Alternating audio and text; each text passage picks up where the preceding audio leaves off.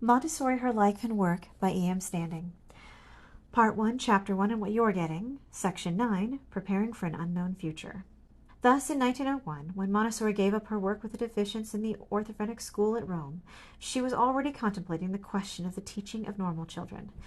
Yet 7 years were to pass before her theories were put into practice and her intuitions confirmed. For this delay there were various reasons. In the first place, she felt the need for further study and meditation.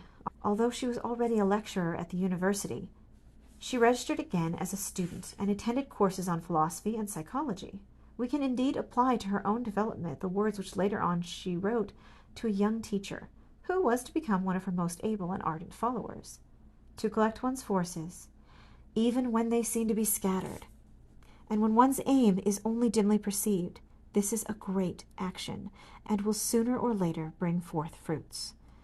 Of this period, she writes herself, it was almost as if I was keeping myself for an unknown mission. Looking back over the first piece of Montessori's career, we can easily see how all that she did turned out to be preparation, and a most fitting preparation, for the great discovery she was to make at a later period. But we must not make the mistake of reading her future into the past. Before it came, it was still the future, and it was still unknown to her. That she felt she had some sort of special mission to perform is clear, but exactly what that mission was, or how she would fill it, was still beyond her ken. She could only see her...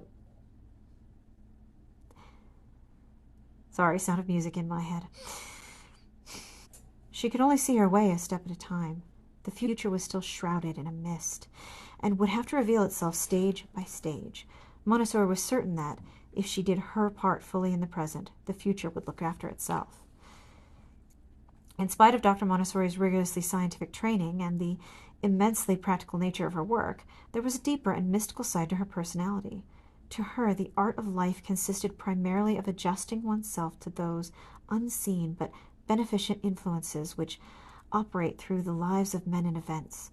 Therefore, she never unduly strove to force events, believing, like Hamlet, as a result of her experience, that there is a divinity that shapes our ends, rough hew them how we will.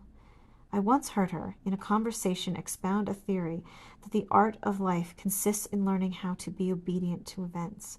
Superficially, this might give the impression of a fatalistic surrender to an external destiny, but it meant nothing of the kind.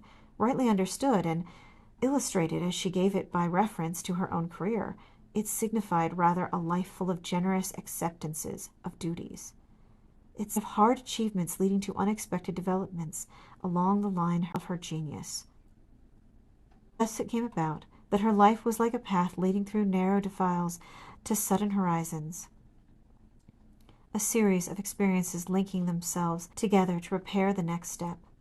In fact, her theory of obedience to events, far from being fatalistic, is much more in line with what Emerson meant when he said, "The way of life is wonderful.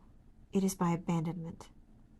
At the great crises of her life, she was aware of a mysterious urge within her, something deeper than mere reason, almost as if, like Socrates, she had a demon within her that knew more than she did.